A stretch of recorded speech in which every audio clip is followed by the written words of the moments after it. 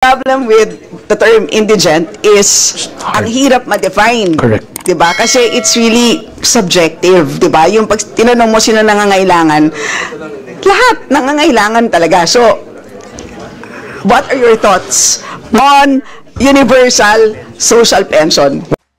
Bago tayo magpatuloy, huwag kalimutang mag-subscribe sa aking channel.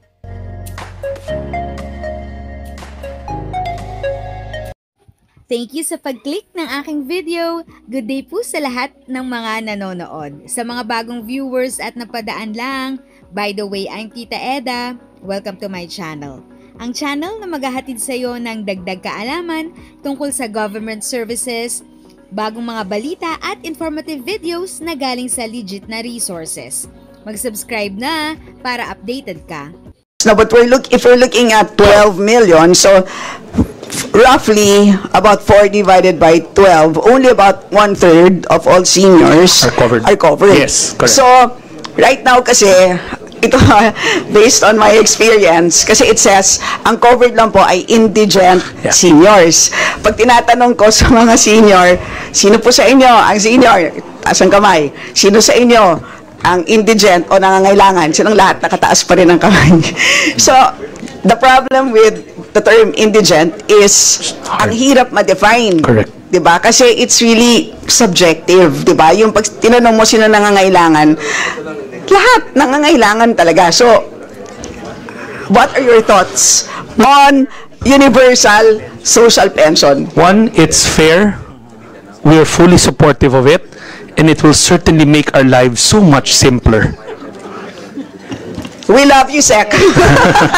Kasi yan talagang pinaglalaban namin. We are, our Congress voted unanimously for this bill. Pasado na dito sa Congress. At sana tulungan nyo kami na ipaglaban ang universal social pension sa Senado. Kasi yun ang kailangan namin at this point, Sec. Madam Chair, we will do our part because we believe in that initiative. Yes, and para sa akin, Sec, seniors provide childcare.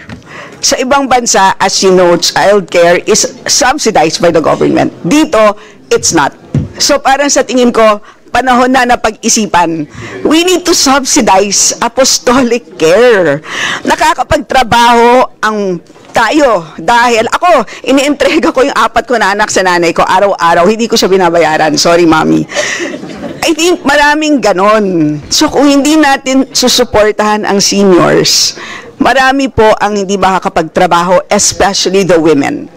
Madam Chair, we are fully supportive and we understand that that concept to make our people more productive in a sense. It's a whole cycle of going back to the economy anyway.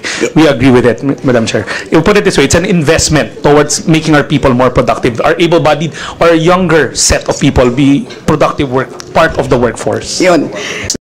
If sa tingin mo, natulungan ka ng video ko na ito, nakasave ka sa oras mo, you can click yung thanks button at any amount ay malaking help sa pag-grow ng channel ko. Yun lang po muna ang aking update.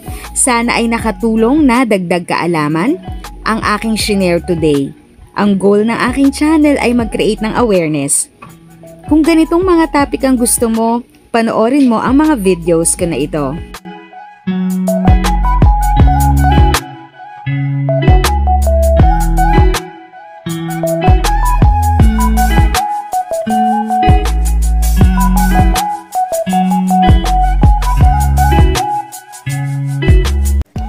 Thanks for watching! Kung may kapamilya, kaibigan o kakilala sa tingin mo ay magiging interesado sa video, please share or tag sila sa comment section.